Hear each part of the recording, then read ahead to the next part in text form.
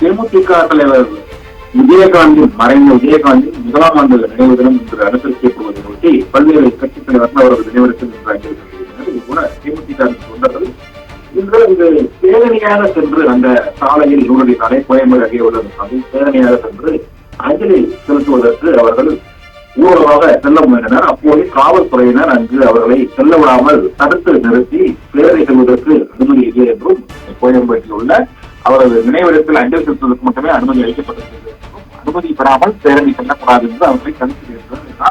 காவல்துறையினருக்கும் தேமுதிக நிர்வாகிகள் தொண்டர்களுக்கும் இடையே ஒரு வாக்குவாதம் ஏற்பட்டது.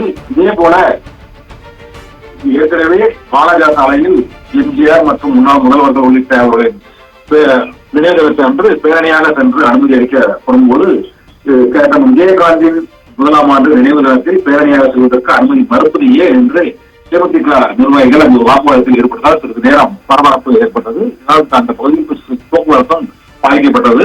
தேமுதிக தொண்டர்கள் பெருமளவில் அங்கு குவிந்துள்ள சூழ்நிலையில் தேமுதிகவின் முக்கிய நிர்வாகியான பார்த்தசாரதி இந்த பகுதியில் பேரணியாக செல்வதற்கு காவல்துறை அனுமதி அளிக்க வேண்டும் என்றால் நாங்கள் போராட்டம் நடத்துவோம் என்று அவர்கள் தெரிவித்திருக்கிறார்கள். இதனால் கோயம்பேடு பகுதியில் அங்கு தேமுதிக தொண்டர்கள் பேரணியாக செல்வதற்கு அனுமதி அளிக்க வேண்டும் என்று கூறி பல சிறிது நேரம் மறியல் மற்றும் போராட்டத்தில் ஈடுபட்டதால் அந்த பகுதியில் மீண்டும் அந்த முதலாம் நினைவு தினத்தில் அஞ்சலி செலுத்த வந்த மற்றவர்கள் அந்த பகுதியில் செல்ல முடியாமல் சிறிது நேரம் போக்குவரத்து பாதிப்பும் ஏற்பட்டது.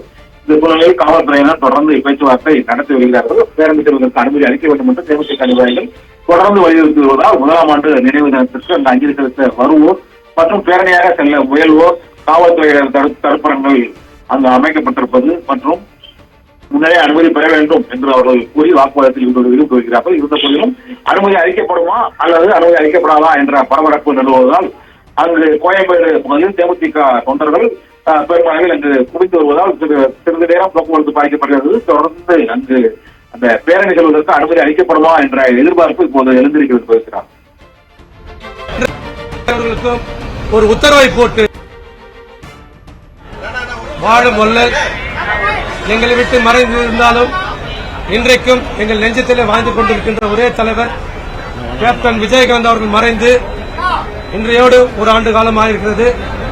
இந்த ஓராண்டு காலமாக அவருடைய நினைவிடத்திலே ஒரு கேப்டன் ஆலயமாக உருவாக்கி தினந்தோறும் வருகின்ற அனைத்து மக்களுக்கும் அன்னதானத்தை வழங்கிக் கொண்டு சிறப்பு பூஜைகளை செய்து கொண்டிருக்கின்றோம்.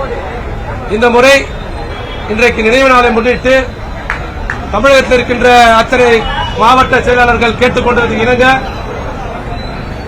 இந்த நினைவு நாளை கேப்டன் அவர்கள் குரு பூஜையாக கொண்டாட வேண்டும் என்று அனைவரும் கோரிக்கை வைத்த அடிப்படையில் இன்றைக்கு குரு பூஜை நாங்கள் நடத்தி கொண்டிருக்கின்றோம். அதற்கு முறையாக நம்முடைய தேர்தல் ஆணையத்திலிருந்து பேரணியாக வருவதற்கு நாங்கள் அனுமதி கேட்டிருந்தோம். நாங்கள் கடிதம் கொடுத்தது 5/12/2024. எங்களுக்கு மறுப்பு செய்தி வந்து கொடுத்தது நேற்று மாலை 4 மணிக்கு. நாங்கள் கொடுத்த கடிதத்திற்கு ஒரு 5 நாளுக்கு 10 நாளுக்கு பிறகு கொடுத்திருந்தால் நாங்கள் நீதிமன்றத்தை அணுகி இந்த பேரணிக்கு அனுமதியை பெற்றிருப்போம். வேண்டுமென்றே திட்டமிட்டு இந்த காவல்துறை நேற்று வந்து எங்களிடத்திலே அனுமதி மறுப்பு என்ற செய்தியை கொடுத்திருக்கிறார்கள். மிகவும் கண்டிக்கத்தக்கது.